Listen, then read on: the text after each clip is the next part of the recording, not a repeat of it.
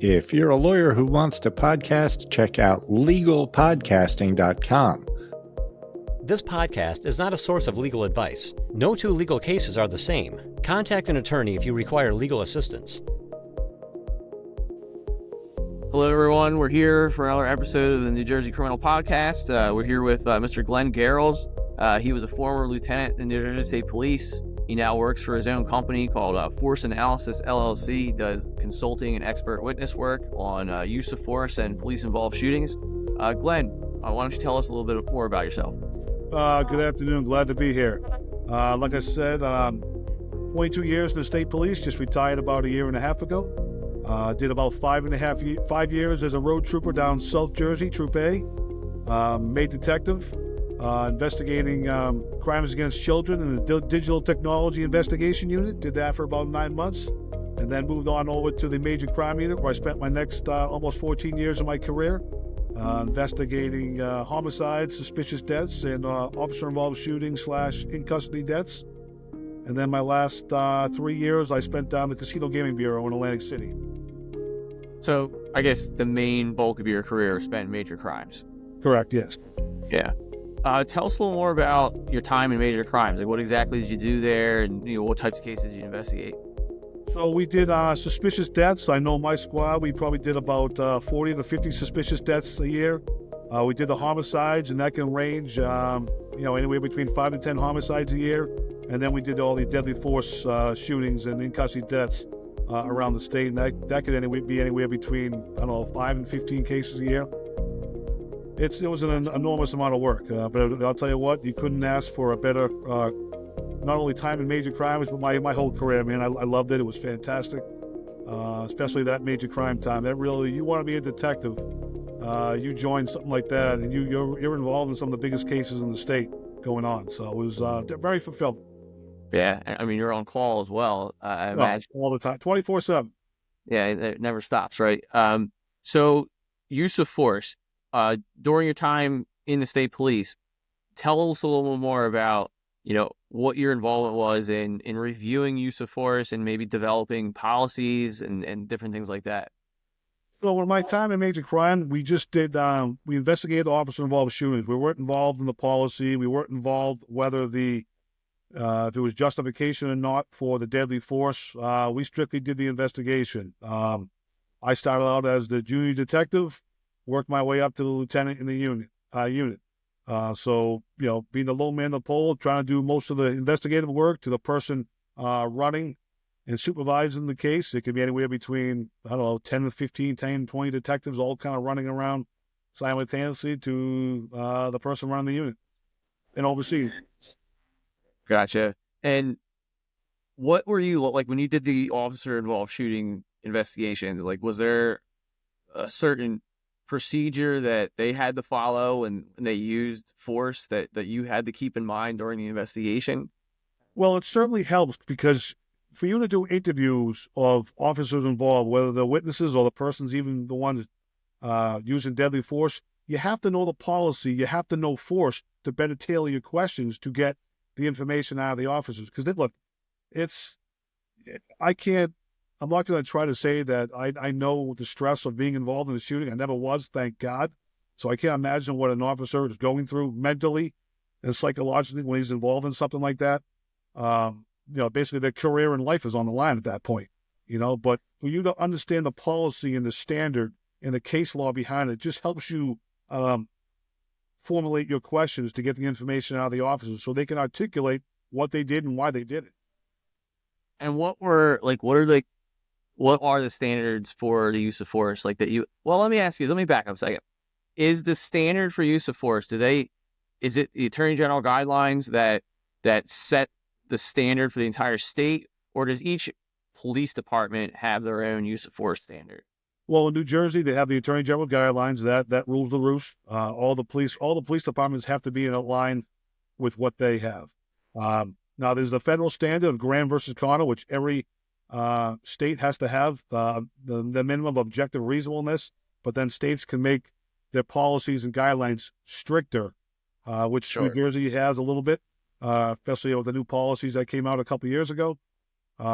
but so their standard is basically a reasonable, necessary, and proportional, regardless of what the force option you're using. Can you tell us a little bit more about that standard for people watching this who may not know, anything at all about what exactly the guideline is or the policy is?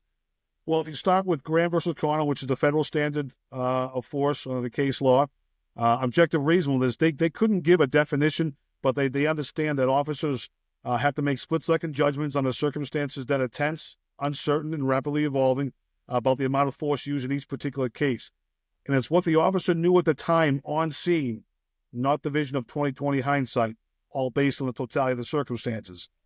And then they give the 4 Graham factors that you kind of go through to kind of analyze the force, which is the severity of the crime, the immediacy of the threat, whether the person is resisting, and whether they're evading by flight. That's the Graham standard in a nutshell. It's a little bit more complicated than that, but that's the breakdown of it. And then the Attorney General's guidelines for reasonableness is basically an objective assessment based on someone with similar training and experience. Would they have done the same thing in your situation? Right. So it's very similar to sort of maybe the reasonable suspicion standard for making an investigative stop or something like that. It seems to be grounded in the same sort of general principles of, what is a reasonable person? What would a reasonable officer do in the situation? Is that fair to say? Yes. And they have to be able to articulate it for each particular incident. You can't use like a boilerplate type incident. Every use of force, whether it's deadly or mechanical or physical, whatever you're using, you have to articulate and explain what you did and why you did it, especially in today's day and age. It's not, 1980 anymore where, police officers are kind of allowed to run kind of wild. There's strict guidelines now, and you have to be prepared to answer those tough questions when you're asked, whether it's an internal investigation from your own department, whether it's a criminal case against you, or whether it's a civil case down the road. And the procedure that an officer... the procedure that an officer has to abide by where, if there's some sort of shooting incident that they're involved in, regardless of how obvious it may be that, force was necessary, could be someone clearly had a gun, was firing back at the officers, and then they returned fire and he was shot or killed. Even in that situation, the same strict procedures are put into place as far as the investigative steps and the things that the officer has to do to ensure that he keeps his job, right? 100%. Again, I'm not going to try to sit here and tell you that I know what it's like to be involved in deadly force. I never was, thank God. But I have seen the officers that have been involved in those shootings, and I sat across the table and interviewed them for their cases, and the emotional and psychological stress that they go through from the time that happens, probably for the rest of their lives, if not at least their careers, of having that hanging over their head, whether they shot and hit someone or not, or whether they shot and killed them. It's unbelievable the amount of stress and pressure that they're under. And you can tell some of them never get over it. Some of them retire shortly after the incident due to the emotional stress caused by that. Some, still stay working, but you can tell sometimes they're not the same person anymore. And I mean, all of these investigations, they're not just IA investigations. Is it fair to say they're all treated as criminal investigations, potentially? I mean, ours, when we're doing it in major crimes, ours was basically a criminal investigation. Right. And in New Jersey, if I'm not mistaken, in New Jersey, every single officer involved shooting has to be presented to a grand jury, regardless of whether or not the prosecutor assesses that this is self-defense or this was justified. That has to be presented to the grand jury in the most up-to-date law that's been passed in recent years. I think it's only if it's a deadly. If it's a deadly, I think you're right. Definitely, yes. If it's deadly, even if the prosecutor in reviewing everything says, I don't believe this is, a criminal homicide, I believe that this is, covered by self-defense or other justification. Even if the prosecutor feels that way, they have to present it to the grand jury. Correct. And did that, when that went into effect, were you still working in major crimes? I was, but it was at the tail end. In years prior, the director of criminal justice could just sign off if he felt there was no issues, or the attorney general would say, it was justified or not. But now, it's really strict now. in your brief time at the tail end when they changed that, like, was there a, for lack of a better term, was there like a culture shift in everything? Because I mean, obviously, it puts the final decision in the hands of 12 random people instead of someone in within the system that makes these decisions day to day.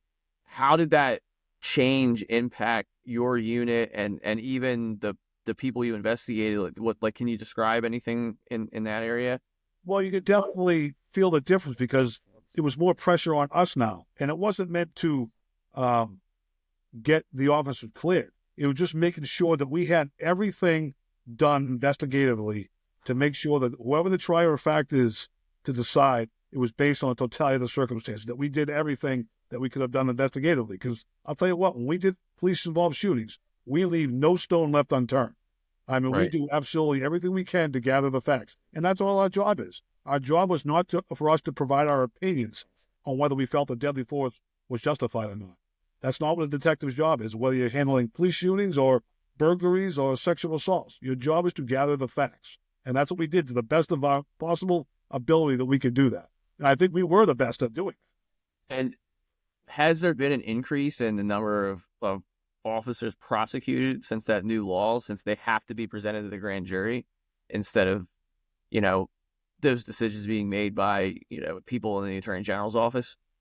I've certainly seen definitely police officers getting charged in the last couple of years. I didn't know everything about the case, so I can't tell you if I thought the case was justified or not because I wasn't handling the investigation. I didn't know the totality of the circumstances. Right. All I'm going off is what I saw on video on like the 5 o'clock news or maybe word being passed to other people. Hey, this is what happened. But it definitely seemed like there was an uptick in those, unfortunately.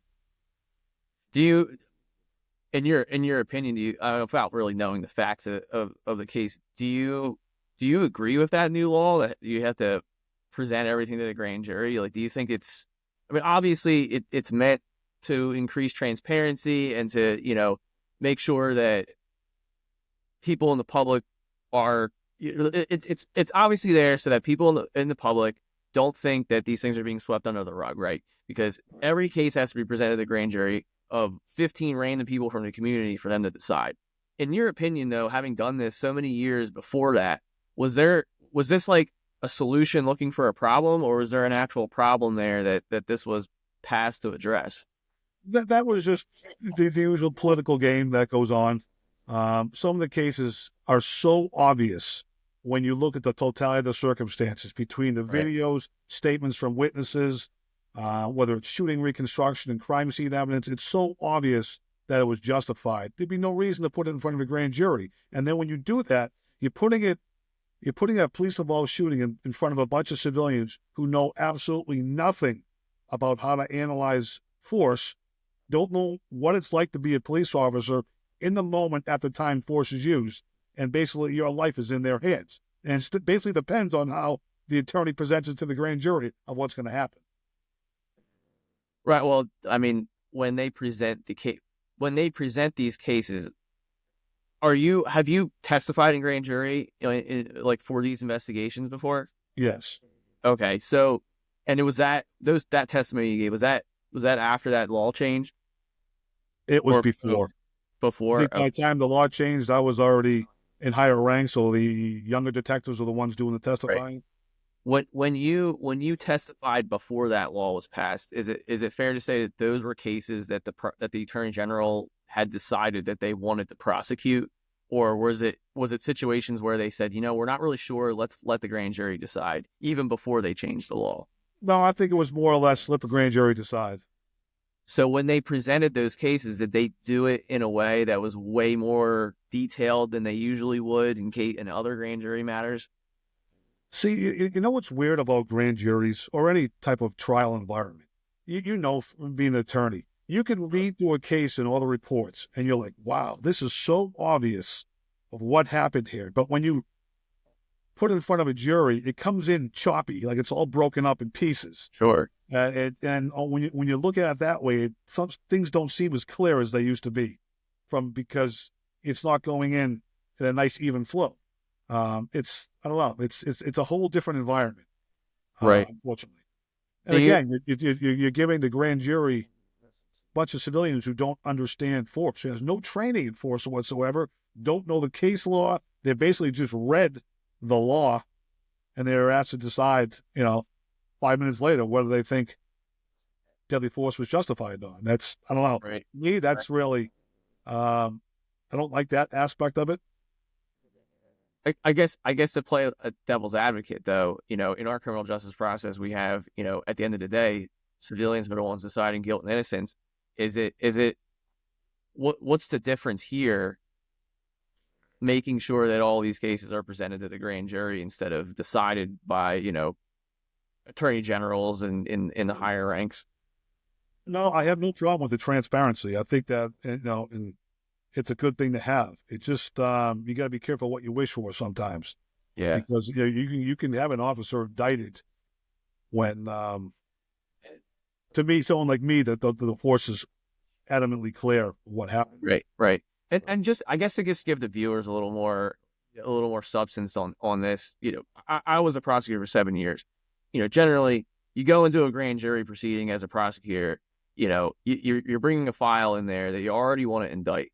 And mainly what these things, mainly when you're indicting a case as a prosecutor, you're dealing with a witness getting on the stand, and you ask that witness about, 5 to 10 leading questions that are yes or no answers, right?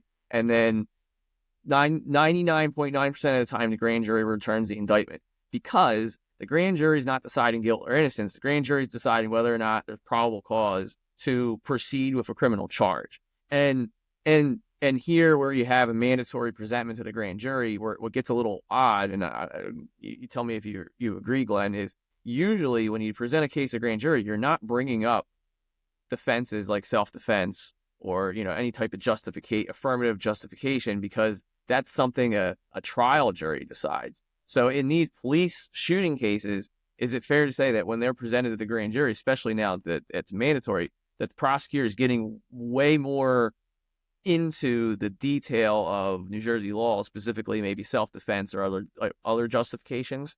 Well, they're certainly going more in depth about the facts of the case. It's not like you said, the 10 leading questions and saying, all right, who votes to indict, who votes not to. It's a whole day and a half, maybe 2 days of testimony, of bringing everything in, from playing all the witness statements, playing the officer statements, introducing all the crime scene evidence, whether it's shooting reconstruction, bloodstain pattern analysis, whatever it may be. It's definitely more in depth.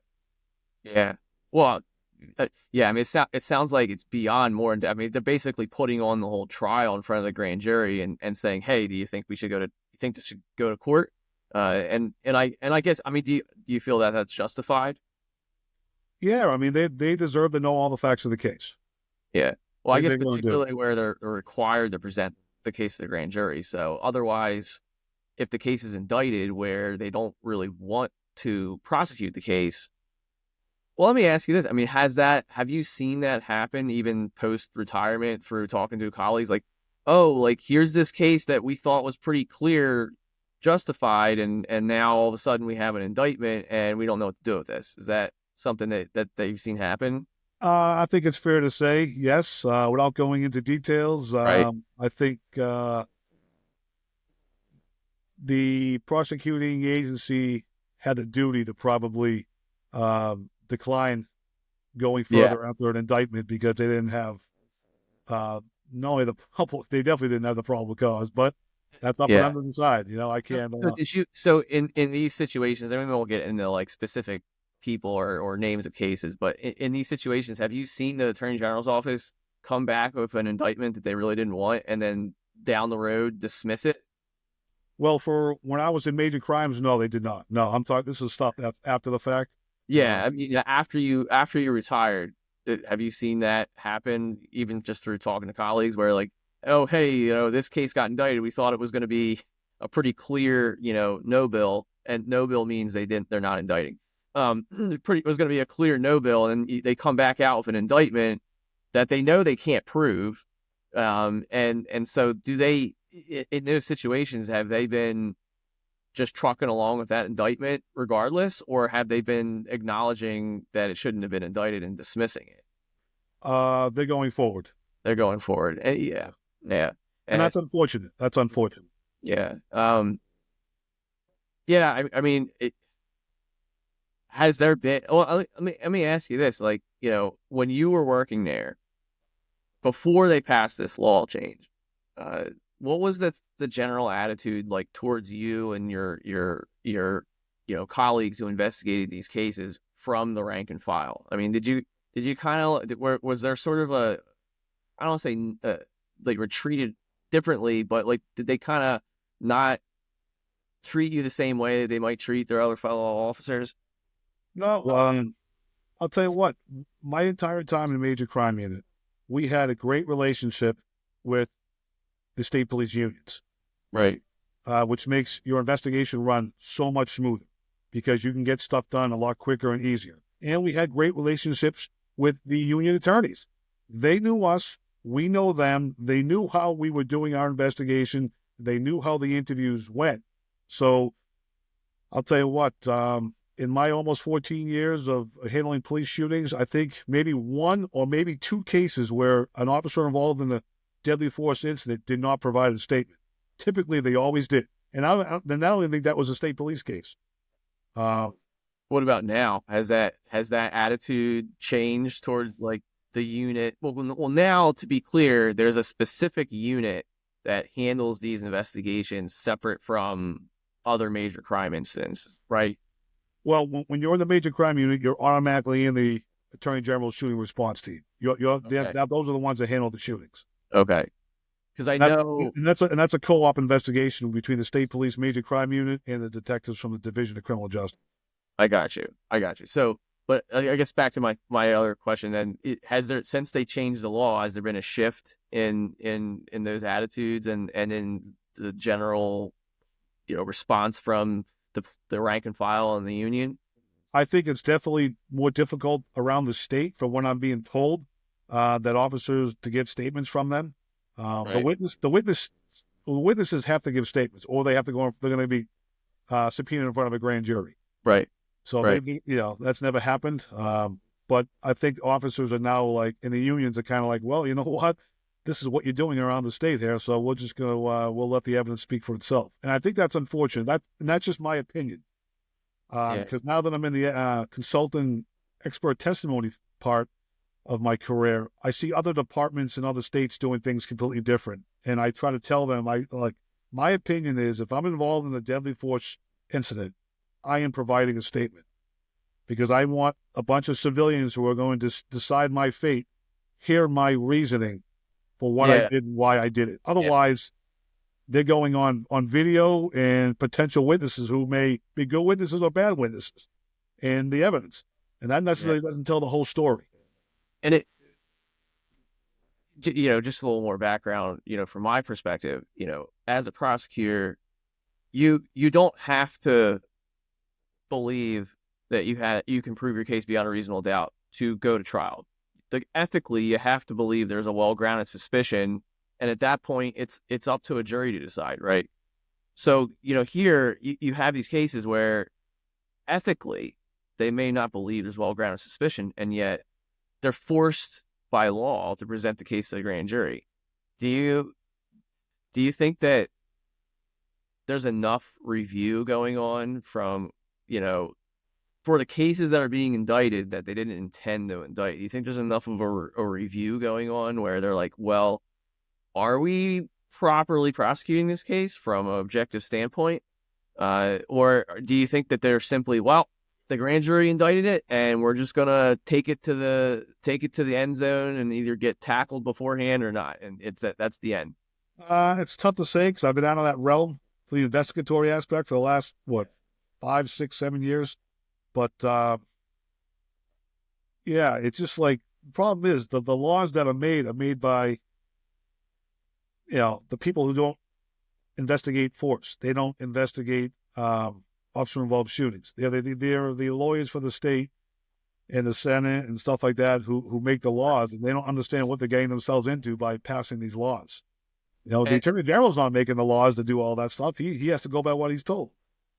And did you, I mean, like just to pivot off of like the officer-involved shootings, I mean, let's just talk about like the regular major crimes cases that you investigated that were not police involved shootings. I mean, in your career, did you ever feel that there was um a a dual standard in the way that the Attorney General's office would make final determinations of like final charging decisions for police officers involved in a shooting versus like, a homicide investigation where it was the police weren't involved? Well, it's crazy because as much as we did the investigatory work and did everything for the officer-involved shooting, the attorneys didn't really speak to us too much about what they were thinking about cases. That was all stuff that was done on the higher-ups of the Attorney General's office. And they didn't, they weren't going to include us. They didn't talk to you guys like, hey, Glenn, like, what do you like?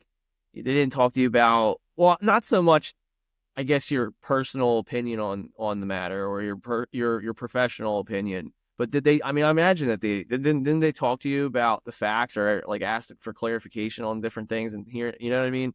The Deputy Attorney General that was handling the case would, right? But as soon as you get up to the higher ups in the Attorney General's office, nah, they wouldn't really speak to us. They weren't involved in that, and like we won't get in.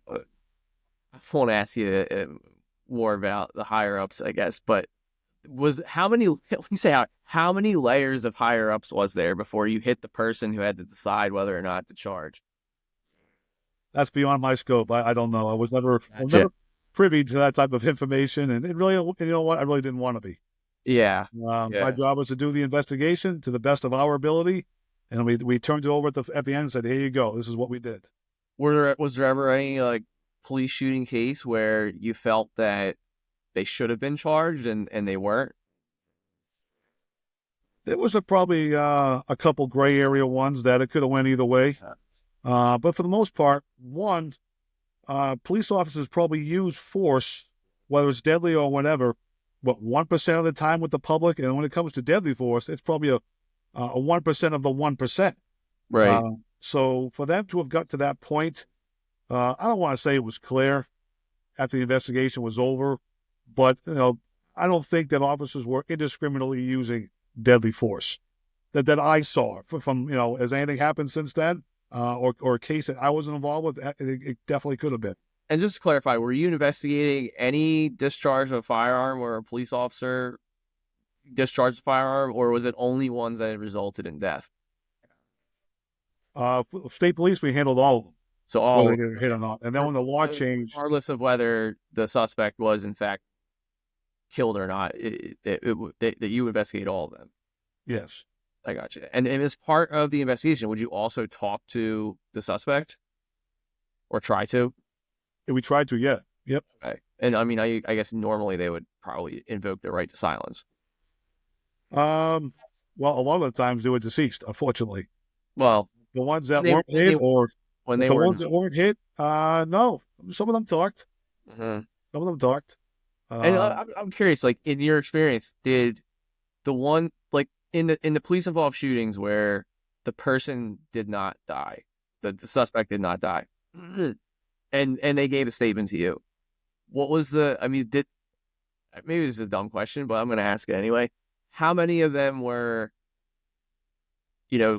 how many of them basically gave a statement saying that they didn't agree with how the officer used force, or versus in having time, I guess, to contemplate what happened, that they said, maybe I shouldn't have put my hand in my pocket or what have you. Like what was the overall attitude from the people involved in these shootings that did not die? They probably went both ways on that. Some of them were kind of, you had a couple of them were like, yeah, I could probably understand why the officer thought he had to shoot, but some of them were, they completely disagreed and gave contradictory statements against what the officer was giving. Yeah. So that's why you have to be so diligent and leave no stone unturned when you do your investigation, because if there's no video, or if there's no witnesses, what do you have here? You have to do the best you can, and especially when it comes to the crime scene stuff, which that was a whole separate unit that handled the shooting reconstruction and crime scene management aspect of it. But that's why it was all so important. You only have one shot to get this right. And when I say right, not to have the officer justify the shooting, have it right, meaning you gather all the right information so the trier of fact can make a determination when you compare it against the facts of the case and the totality of the circumstances against the standard in the law. I guess to circle back to my other question from before, because I'm not sure what your answer was. Did you feel that there was a different standard applied by the people who made those final charging decisions when it came to officers being charged versus just, like a member of the public who's being investigated for a homicide? Well, I don't think in any of my 14 years of major crimes, I don't think we ever had an officer charged that I could think of off the top of my head. Okay. But like I said, the detectives didn't decide that. We don't give our opinions. We hand the case over to the prosecutors, and then wherever it goes from there, they decide whether it's signing off on it altogether or putting it in front of a grand jury. But I don't think anyone's been charged. When it comes to the standard, they're certainly looked at very closely. Has there ever been a situation where we weren't charged, but they were disciplined? I wasn't aware of anyone when it comes to a state police shooting. I don't recall everyone getting disciplined after the fact. We always turned our investigation over to the Office of Professional Standards. They're the internal affairs element of the state police. Right. I don't remember, well, at least when it came to deadly force, there might have been some ancillary other stuff involved that they may have been disciplined on. And then when it comes to the other departments, I wouldn't know.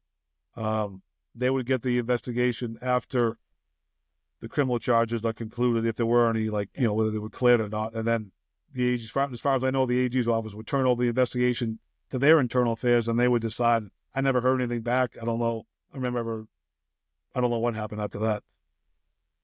So you're saying, though, I just want to make sure I understood you. So in the 14 years that you were in major crimes, you were saying that there was never a time when an officer was charged in a shooting incident?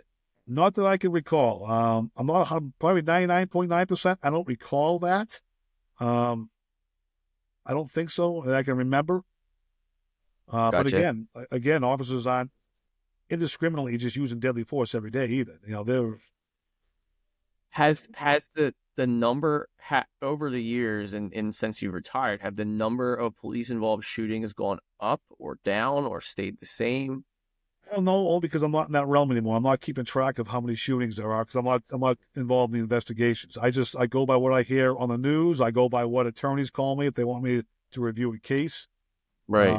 And usually if an attorney calls me, at least up until a year or two ago, to review a deadly force case, there's a good chance I was involved in the investigation, so I had to conflict myself out. During the time you were there, though, during the 14 years, did you see an increase over time in the number of police shootings, or did it stay the same? You know what? It varied. You could have 5 one year, you could have 15 the next year. You could have 3 or 4 in a month. You might not have any for 6 months. It was so random. You had no idea when and how it was going to come. You could have 2 or 3 in a weekend. Right. And then you might not be called for 6 months for a police shooting. You just never knew. So you don't think there's any type, as far as you recall, there was any type of slope up or down? It was kind of just all over the place as far as was there a certain time of year where you'd see more of them? It wouldn't matter. It could be at dead of winter. You could have 5 in a month. It wouldn't, or the middle of summer. It's just you honestly never knew. Gotcha. All right. Well, let's pivot to a slightly different topic. The use of force over your tenure, working in the state police, and now after, what has changed in either the policy, the procedure, or just simply the level of enforcement in these standards, the strictness in which they're enforced? What shift have you seen in the time that you've been either in the state police or working as an expert? Well, I think it was January 1st of 21 that the new AG's guidelines went into effect when it comes to use of force.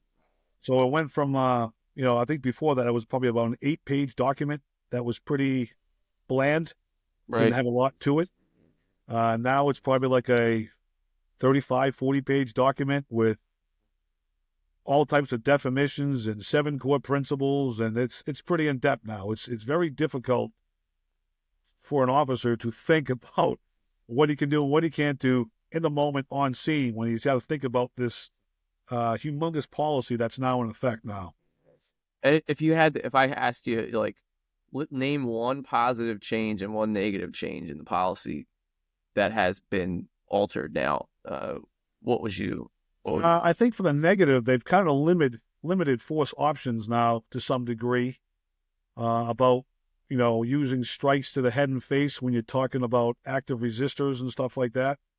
For a positive one, I mean, I don't think the policy is that bad in general. It's just long and wordy. A lot of it, it didn't really change too much when it comes to the standard of when you can do something. It's still reasonable, right? According to Graham versus Connor. The AG's office just added in necessary and proportional, which they were kind of there anyway. You can't just you can't just use force and think you can use it for as long as you want. As soon as the threat begins to desist, you have to tail back the force. They're just kind of putting it out in more detail now. But it's not a bad policy. It's just long and wordy. And why do you for the negative side? Why do you list the strikes to the head and face? Well, that's one of them.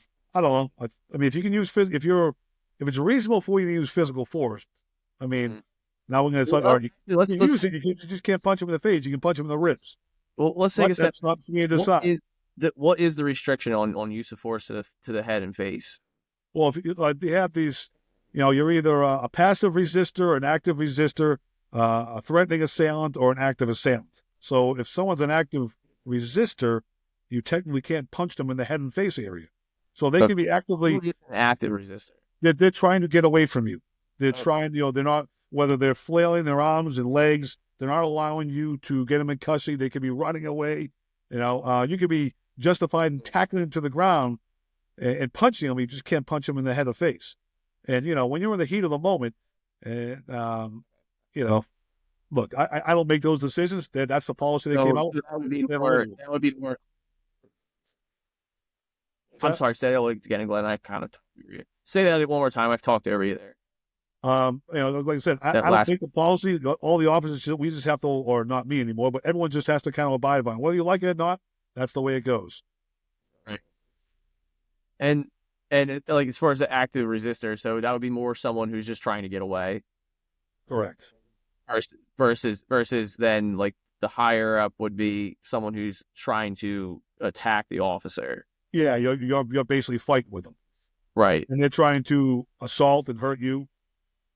Gotcha. So, I mean, at that point, then you're allowed to make face and head strikes. Yes. And what's the threshold? Like, how do they word it as far as when that changes? That's the problem. Like, you could have someone flailing their arms trying to get away from you, and then with a tenth of a second, they're turning around and trying to punch you. And then all of a sudden, you have to make that line of declaration. All right, now I can strike him, and now I can't in the face. It's like when you're in a moment, the adrenaline's pumping. You don't have the time to call timeout and go, all right, let me look at the policy and see what I can do. It's mano a mano at that point. What about the use of non-lethal weapons such as pepper spray and the taser? Yeah, I mean, you have to go to a specialized training for tasers in New Jersey. That's a higher threshold for an enhanced mechanical force, but there is plenty of officers that are trained that. Not everyone gets trained in taser. Okay. But everyone else carries, for the most part, carries OC spray, some sort of batons. When is an officer allowed to use the OC spray or the taser? Like, what, active resistor? Can I tase this person or pepper spray them? Yes, you can for an active resistor. All force options are on the table when it comes to active resistors. If you're going to use deadly, you have to make sure it's according to that you think you're in fear of serious bodily injury to yourself or someone else. So the only thing off limits for an active resistor is obviously deadly force. We're not like that. Obviously, that's not part. But if you're actively resisting, the only thing off limits is strikes to the face and head. Correct. Okay. And then what about somebody who? You know what? I'd have to think about the I don't have the policy right in front of me. I don't have it memorized in my head. No, I But understand. when it comes to the taser, I'd have to look at the policy on that I got you. for an So active resistor. that might be a little higher. Yeah. Like I said, I mean, I look at the policy all the time. I'd be a liar if I have it memorized because I do not have it Sure, memorized. sure. Being that it's 40 pages long. And what restriction? Like, what if there's not a physical tussle going on? What if that person has actually successfully gotten out of the grasp of the officer and is running, and his back is to the officer? Like, what restrictions does the officer have in that scenario? I mean, basically all force options are on the table, except for the deadly force and possibly the enhanced mechanical with the taser. Again, I have to look at that one. Right. But if you got baton strikes, OC spray, tackling and physical force, that's all in play. I gotcha. And does the use of force? I'm gonna pivot a little bit now too. Does the use of force policy take into account like mental illness or anything like that? Yes, there's a whole section on it when it comes to de-escalation, which is the big hot word in Right. New Jersey the last 3 or 4 years. Every officer has to be trained in de-escalation, and that includes trying to understand the person that you're dealing with. There could be some mental issues going on. Right. You definitely have to. Tell me more about de-escalation. Like, what exactly does that unpack that word for me? It's basically, if possible and if feasible, you want to try to eliminate or reduce the need to have to use force in general. So they want you to try to use communication skills, listening skills, warnings, trying to understand the person that you're dealing with. There may be some sort of disability going on there. Just trying to keep that stuff in mind and using force as a last resort, if possible. I will say that I completely agree with de-escalation techniques. It's just sometimes it's not possible and it's not feasible to be able to do that. Right. It's just not. And sometimes whether it's command staff or attorneys or the public and media, they don't understand that. You don't have that ability all the time to be able to de-escalate. Things happen quickly. And someone could turn from a passive resistor to now an active assailant that's attacking you and trying to hurt you. It's just not possible in every situation. And what is the standard for when de-escalation is no longer like? Is there in the use of force manual when it talks about de-escalation, does it mandate when de-escalation is necessary before force can be used, or what is the interplay between de-escalation and force, and when force is authorized versus when you need to try to de-escalate? They want you to always try to de-escalate first, if possible. I think they use if feasible in the guidelines. And so how do they define if feasible? Is it left very much to what's reasonable? Well, to me, that should be up to the police officer on scene. He's going to have to articulate. If he did not de-escalate, he's going to have to explain why.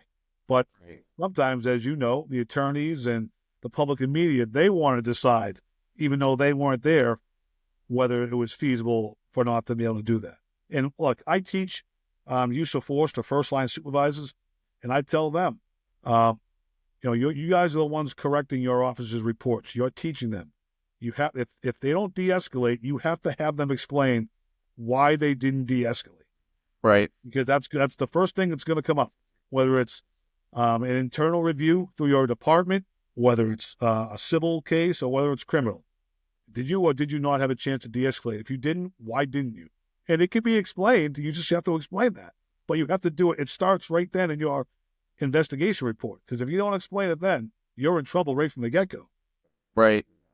And I mean, I guess from my perspective, having done this as a prosecutor and having done this as a defense attorney now, is the real variation between one officer to the next when it comes to de-escalation is how long they try to de-escalate. You might have Officer A, he may spend 20, 30 minutes trying to de-escalate. He may be successful, he may not. You may have Officer B, he may put, 5 minutes into trying to de-escalate and say, all right, well, I tried. And now he's going to move into, trying to, get control of the arm and put the arm, and then it turns into a fight. Is there any type of guideline as to like how long you have to try to de-escalate? Like if the person is still a passive resistor where they're just like arguing with the officer and there's no indication that they're going to step it up. At what point does the officer say, okay, I've tried, and now I'm going to use some proportional force to put them in handcuffs or whatever it may be in that situation? You know what? It comes down to every case is absolutely 100% different. The officers are different. The other involved person is different. The totality of the circumstances and the factors of each case are different. And I'll give you an example. If you're let's just say a 5'2", 100-pound female, how long are you going to sit there and try to de-escalate with a 6'8", 300-pound muscle guy before they're actually going to kill you? You can only do it so long. At the same time, you could be a 6'8", 300-pound muscle officer dealing with a 5'2" female. I mean, are you really going to go in and start doing strikes on her, or could you easily manage the situation? It's just so different on every case. And you have to. That's why it's so important under the Graham versus Connor standard and the AG's guidelines. You have to understand the totality of the circumstances because every case is different. And this is one of the biggest point I want to make throughout this entire podcast. You can't determine reasonableness of force just by watching a stupid video. You have to understand everything. What they were called to and what did it turn into when they got there. If the person was resisting, how were they resisting? And you have to start looking at these are factors that are considered throughout the country, and they're also listed in the AG's guidelines. You start talking about number of officers versus number of suspect, size, weight, and shape of suspect versus the officer. Do you know the person personally? If you've dealt with him before, does he know to be violent? Does he have mental illness? Do you think he's on the influence of drugs or alcohol? Do you have the availability of other force options available? Are there innocent bystanders around? There is just so much information that you need to understand. And especially when it comes to the perception of the officer on scene, because that's making the determination of force. And it's not just what happens at scene. A lot of it can come through his training and experience. So you have to understand the officer's perception, but at the same time, he has to articulate it and explain it. If he doesn't, that's to his own peril down the line. Like I said, for instance, if he deals with the same person all the time, he's fought with this guy numerous times before. The guy has resisted. He knows him to have weapons. All that can come into play when it comes to his reasonable perception on scene. Right. And let me just take a look at my notes, see what else we want to go over. Talk about, here I didn't cover this.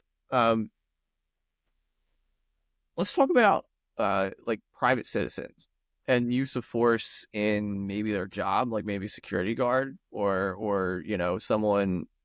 The best example I have is casino security, right? Like they're dealing with people.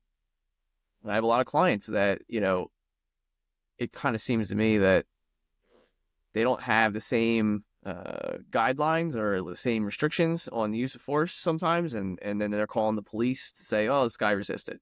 Tell me any experience you've had with the use of force within the private sector, especially now you're doing it, working as an expert. I haven't had any cases yet. I've had a couple of attorneys call me and say they're going to get back to me, or they wanted to pick my brain and stuff. Right. But when it comes to like the security down the casino, as far as I know, they don't want to go hands-on with people unless they absolutely have to, as in either they're being attacked or they're trying to save someone else from being attacked or in the process of being assaulted, because that's huge liability on the casinos. Are they bound by the same guidelines as to when they can use force, or is it different for them? It's still going to be reasonable. When it comes to security, it's different. Like if you're talking about a private citizen out in the world, people have a duty. Yeah. They have a law to retreat if they can. Right. And for everyone watching, as a private person, if you're involved in an altercation, if you're going to claim self-defense, one of the elements is that there was no ability to retreat to absolute safety. And the only time that doesn't apply is when you're in residence. You don't have a duty to retreat in that situation. Correct. So that's what Glenn's talking about.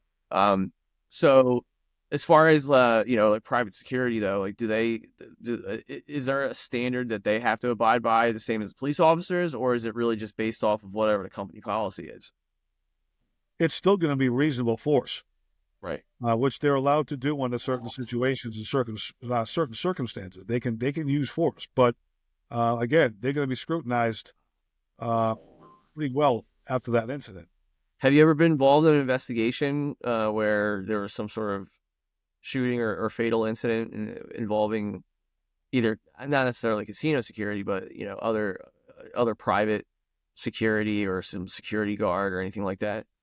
I have not. Like I said, I've been called. I think last week I got called about 2 specific cases, something like that, where security used deadly force. Right. And I'm just going by what the attorney told me on the phone. I don't know the facts on the totality of the circumstances of the case yet. So if I get the case, I'll have to review that. And then you start looking at the security departments, their policies, their trainings, their lesson plans. How well are they training their officers to understand the law and what they can do and when they can't do something? I gotcha. And do you, if you were ever to be retained on a case like that, would you use the Attorney General guidelines as sort of a starting point in whether or not that private security person acted reasonably, or would you kind of put you would? I would. So yes. essentially, if you're in private security, you should probably take a look at that guideline and make sure that you keep it somewhat in mind in your job. Oh, absolutely. Yeah. I mean, there's liabilities there. Right. Absolutely. Criminally and civilly, because Absolutely. right? Yes. And how is there any? Obviously, police officers they're there to enforce the law and make arrests if necessary. In terms of just normal self-defense for what a private citizen would claim in his own defense, how does that differ from the officer's use of force restrictions? Well, again, the private citizen has a duty to retreat if they're able to do so. And if they don't do so, they're going to have to explain why they didn't do so and understand the totality of the circumstances that happened just prior to the force being utilized. It's definitely a little bit trickier to handle stuff like that. You get the self-defense. We've had murder cases where people are trying to claim self-defense. And you got to look at the totality of the circumstances and understood what happened prior, what led up to them coming together. Right. Did you ever have? I guess you're absolutely right. There's no duty to retreat. In addition, self-defense, the purpose has to be to protect yourself from serious injury or death. In a law enforcement scenario, though, and that's not necessarily the case, because they could be trying to make an arrest of what they deem to be a dangerous offender, and during the course of that, talk about that. Is there a justification for deadly force, not so much necessarily for self-preservation, but to protect the public? Like if you have someone who, let's say there's a serial killer and they're going to make an arrest and this guy's running away and it looks like he might get away. Is there an argument to be made that they can justifiably open fire on him to prevent him from escaping? Potentially, yes. The officer is going to have to explain the immediacy of danger if he doesn't shoot. If the guy's running away, does he have a gun in his hand? Do you know if he has a weapon? If not, okay, he's got warrants for killing 15 people. If he's going to get away, he's going to kill someone else. So yeah, you look at the totality of the circumstances on that. But like you said a couple minutes ago, police officers don't have a duty to retreat. We do not have to retreat. Right. So, and obviously that has significant impact on the use of force versus self-defense. Correct. Glenn, is there anything else? We talked about a lot about the Attorney General guidelines. We talked about the recent law change and how they have to present these cases to the grand jury in these police shootings. We talked about policy changes that you've seen over your career and what has gone into effect, since you retired. And we talked about mental health and security, private security, and use of force by them. Is there anything that we haven't covered that you would want to talk more about? Like I said a minute ago, when it comes to everyone judging and analyzing force just from watching video. It's so much more than that. I mean, you have the public and the media scrutinizing police officers just from watching a video when they don't understand the totality of the circumstances. That's the standard of force, understanding everything that happened leading up to the force. If you don't know that, you just have a small piece of the puzzle just by looking at the video. And I'm not saying it's going to be justified for the officer. I'm saying for you to determine that, you have to understand everything that happened. By not doing so, you're giving the officer a huge disjustice of not doing that. You're not handling it properly. And I have that since I've had my company. I'll tell you what, not all of them, but the majority of the administrative cases I have where a department is looking to discipline an officer on force. I mean, it's unbelievable what these internal affairs units around the state do. They'll look at the video and they won't interview the officer. They won't interview any of the witness officers. They'll look at the video and they think they can open up a policy to determine whether the force was reasonable according to the policy. And there's so much more than that. I mean, to not even interview the officers and give them an opportunity to explain and articulate their perception of what they did and why they did it is just not understanding how to do investigations as far as I'm concerned. You don't know how to analyze force. And it's like I said, it's more than just video. So, yeah, I think we could talk about that a little more in depth. I mean, obviously, the video we're talking about is mostly body-worn camera footage, right? Correct, yeah. And I'll be the first one to say, the standard of force is you're not supposed to look at something in 20/20 hindsight. You try to put yourself in the officer's position at the time as force is used. Now, as soon as the incident's over, whoever's looking at it is looking at it in 20/20 hindsight, including me. When I'm providing an expert opinion on a case, I'm looking at it 20/20 hindsight.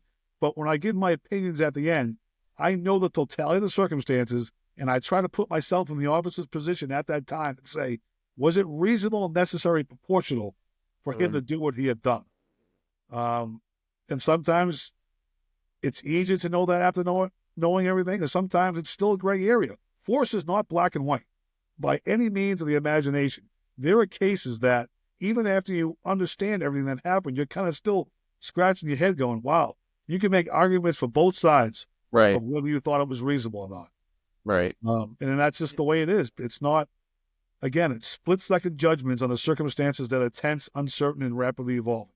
That comes right from Grant. And even in the Attorney General's directive that precipitated the new use of force policy, they even acknowledged that no policy can cover every incident that a law enforcement officer is going to be involved in. It's not black and white all the time. And, I guess going back to the body-worn camera footage, before you finished your career, remind me, what year did you retire? June of 2023. 2000. Okay, so body-worn camera footage at that point was pretty prevalent. I believe the Attorney General guideline came out that all departments should have body cameras. Like, when did that come out? In like 20? That was like 21. But then, okay. And then maybe a year before I retired, all the detectives had to wear it too. Yeah. Not just the patrol officers. Everyone. Did you have to, towards the end of your career, did you have to wear a body camera? Luckily, I was more of an administrator at that point, so I wasn't out handling cases that much. Right. If I did, I was just out helping my guys. But yeah, everyone had to wear them. Yeah. And sometimes that's uncomfortable because you have to have conversations with your detectives. Sure. And you're allowed to turn it off to have those conversations, but it looks like you're trying to hide something when you're doing that. Well, assuming everybody remembers to turn them off to begin with, right? So, I mean, in your time then investigating these cases and living through the rise of the body-worn camera, what would you say overall? It's a pro that these incidents are captured on camera and that the officers involved are able to say, "Oh, look, this is what happened," or at least look at these. Like, the video certainly captures a large portion of what you need to know in regards to these shootings, and obviously just things that they don't capture, like what's going on in the officer's mind, knowledge of different circumstances. But I mean, would you agree that like it is a positive thing that this technology has been developed and is being used throughout the state? Absolutely, I agree 100%. The body-worn cameras help the officers more than it ever hurts them. And you just nailed the nail on the head there by saying, even though the body-worn camera may capture something, it's not capturing the perception of the officer at the time. It might not even be focused on the same thing that the officer's focused on when force is used. You're just getting the focus of the body-worn camera. That's completely different from the eyes of the officer in what he's thinking and why he's thinking that. So, again, that's why camera's not the end-all, be-all. It's a small piece of a very large puzzle.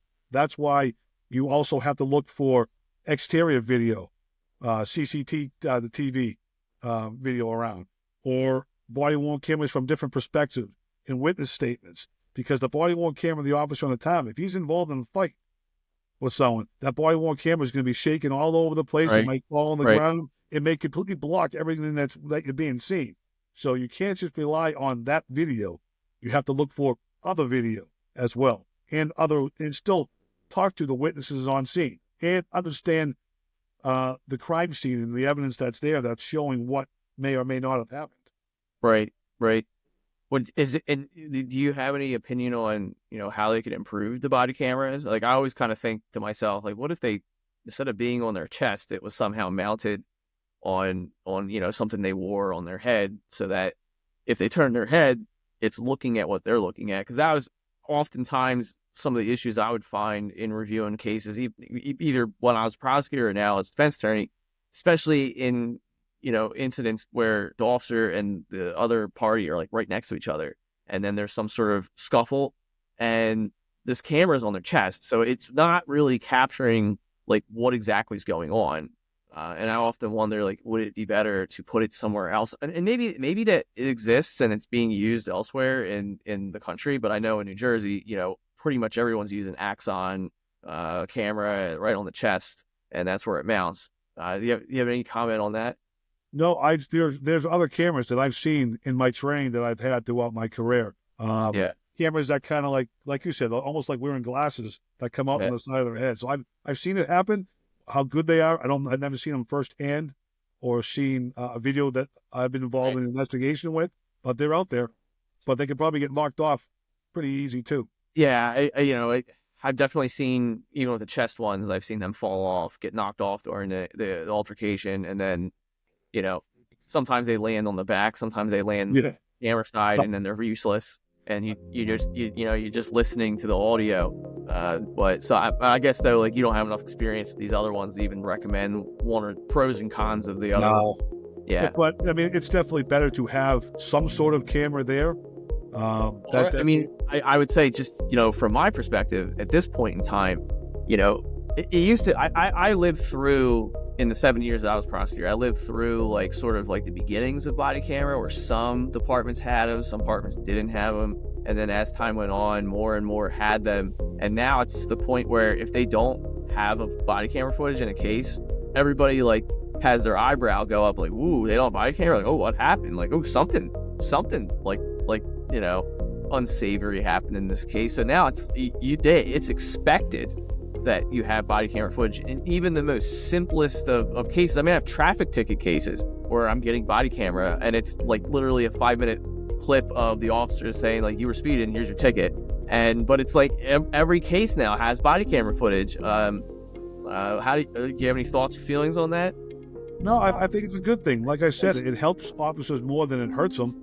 If they know how to do their job and they're doing it right, it's going to be a good thing. Yeah. All right. Any final comments, Glenn, on anything we talked about, or anything we might not have covered? No, I think we went over a lot of stuff in a little bit over an hour. Man, I really appreciate being on here. It was a great time. I could talk about force all day long. Thanks for coming on, Glenn. No, I appreciate it. Thank you. Take care. See ya. The best way to follow, subscribe, rate, or message the show is to visit njcriminalpodcast.com. For more information or to contact Louis Casadia, you can go to lacelaw.com. That's LACELAW.com. To launch a podcast or to upgrade a podcast to video, go to nichepodcastpodcast.com.